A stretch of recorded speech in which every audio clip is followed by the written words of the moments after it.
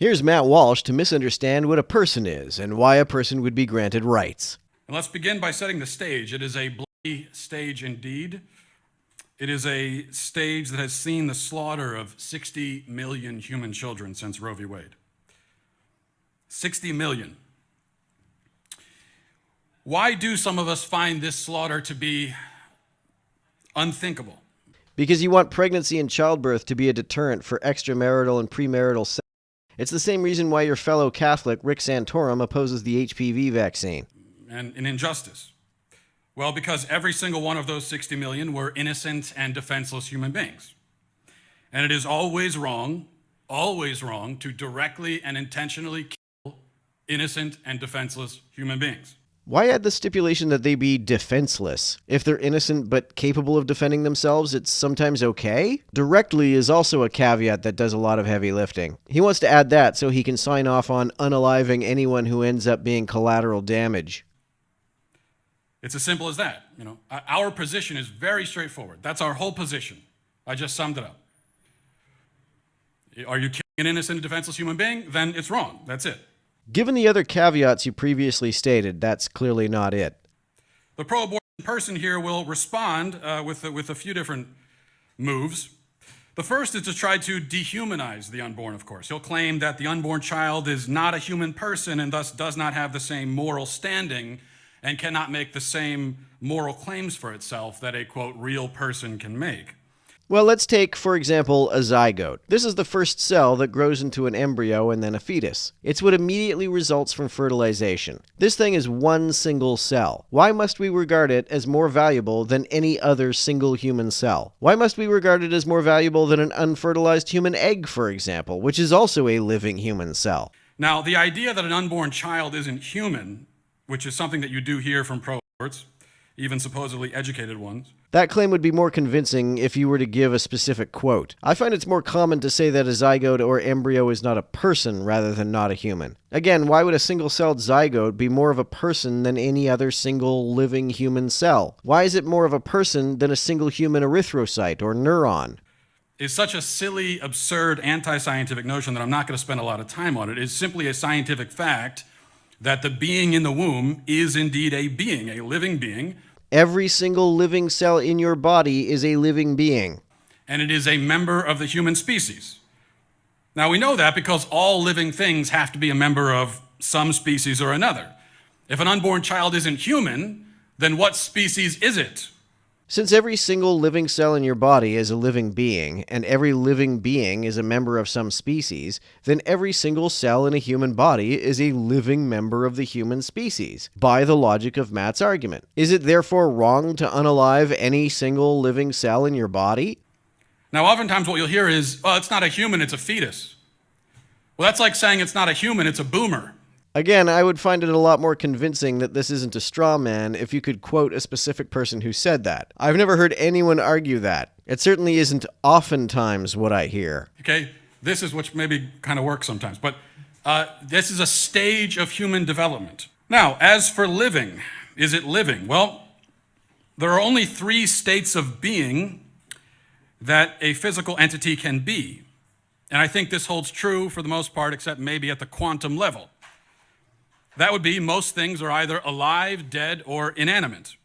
And every living cell in your body is alive. Even an unfertilized human egg is a living human cell. If this has something to do with personhood, then why would an unfertilized human egg have any less personhood than a fertilized human zygote? Now, is the unborn baby inanimate?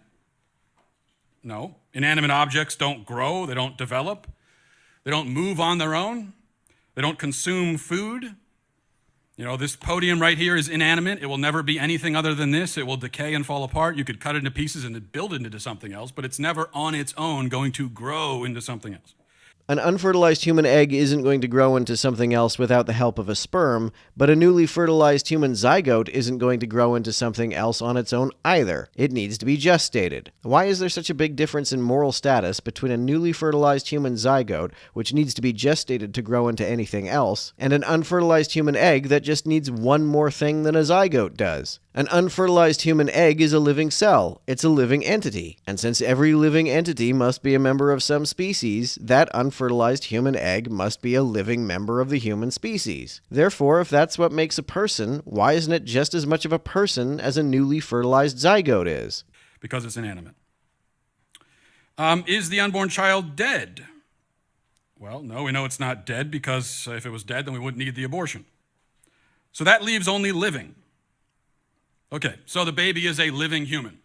By this logic, every single living cell in your body is a living human. Does it therefore follow that every single living cell in your body is deserving of human rights? I'm diabetic, so every so often, to test my blood sugar, I need to draw some blood. The blood cells I put into my glucometer then meet a premature death. By Matt's reasoning, every diabetic who tests their blood sugar should be locked up for the mass unaliving of countless millions of living humans. We've established that. We've settled that argument already. That's good. Yes, we have established that every cell, every egg, and every sperm is in fact sacred. What about person, though? Well, this is a little bit more interesting because the pro-abortion individual, if he has any degree of sophistication, will probably concede that a, quote, fetus, or undocumented infant, as I like to call them, he'll concede that it's a living human, but he'll say, okay, fine, it's a living human, you're right about that, but it's not a person.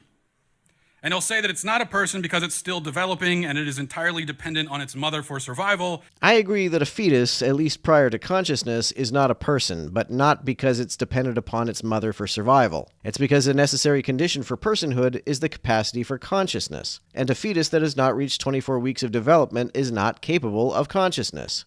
And this, he will say, means that it lacks moral standing. But this view that personhood is acquired by degree and that it's forfeit if you are entirely dependent on someone else for survival clearly implicates more than just the unborn. Yeah, that's why I don't make that argument. In fact, I've never heard anyone make that argument. I can't say that nobody does, but I certainly believe that nobody who has thought this issue through thoroughly does. Dependence is not the issue. The capacity to suffer is an issue. I have no interest in granting rights to any organism, regardless of the species to which it belongs, which is not and has never been conscious. I can't feel sympathy for the suffering of any entity which is not and has never been capable of suffering. It would seem that the sick, the infirm, the disabled, the elderly would all get caught up in this net. If we're not willing to do that, if we're not willing to look at an infant child at, let's say, 3 months out of the womb, or an elderly person in a nursing home, or a disabled person in a wheelchair, if we're not willing to look at them and say that, well, you're kind of not as much of a person as me, you're a little bit less people-y than me. If we're not willing to do that, if we're not willing to say that personhood is attained by degree contingent upon factors like self-sufficiency, then we are left with this idea that personhood is inherent. In a sense, I agree. Personhood is inherent to self-awareness. I define a person as any entity capable of conceptualizing itself. Anything, regardless of whether it is human, that can conceptualize itself is a person. However, I would like to grant at least some rights even to organisms that can't do that. I would like to grant at least some rights to anything that can experience suffering, even if it cannot conceptualize itself. A fetus, prior to about 6 months of gestation, not only cannot conceptualize itself, it cannot have any kind of experiences at all. It cannot suffer. I have no more interest in granting rights to a human fetus that hasn't yet developed enough to experience suffering than I have interest in granting rights to a tree or a carrot. The American College of Obstetricians and Gynecologists says that the science conclusively establishes that a human fetus does not have the capacity to experience pain until after at least 24 to 25 weeks. I am incapable of sympathizing with the plight of any entity that does not and has never been capable of experiencing suffering. So I have no interest in recognizing any fetus younger than 24 weeks as having any rights at all. I would have more sympathy for an adult crocodile than for a 23-week-old human fetus, because an adult crocodile actually has some capacity to suffer with which I can sympathize. A 23-week-old fetus does not. And all of its attending moral rights and dignities are inherent. Inherent means existing in something as a permanent, essential, and characteristic attribute of that thing. If something is inherent, that means that it belongs to the essential nature of that thing. The idea that our human dignity, our human rights are inherent, our personhood is inherent, this is an idea that lies very much at the foundation of our country. Let's recap Matt's argument. If something is 1, a living entity, and 2, a member of the human species, it is a living human. Also, if it is a living human, its personhood is inherent. As I already explained, according to Matt's reasoning, every single living cell in a human body is a person embodied with inherent value. If this is correct, you are committing an atrocity every time you deliberately expel living cells from your body. If you intentionally prick your finger, if you blow your nose, if you get an appendectomy, or even have a cancerous tumor removed, you are taking the lives of countless millions of persons as Matt defines a person. Now, I'm sure Matt does not intend to say any such thing. I'm sure he does not really believe that every time you unalive a human cell, you are guilty of some form of crime. I'm sure that he really just has not thought this argument out very well. In fact, any notion of human rights depends on this idea. But, and this is just a logical conclusion, if an unborn baby does not have inherent value, then human value itself is not permanent or essential, and thus if an unborn baby does not have inherent value, then neither does anybody in this room. That's the thing about inherent value. You cannot gain it. I don't value any organism merely for being a member of a particular species. I value, to at least some degree, any entity, human or not, that is capable of suffering. It is suffering that is my primary concern. Matt's concern is in some sense overbroad because it includes things that are incapable of suffering, and I see no reason to care about anything that is incapable of suffering. And in another sense, it isn't broad enough because it seems not to include non-human entities which are capable of suffering.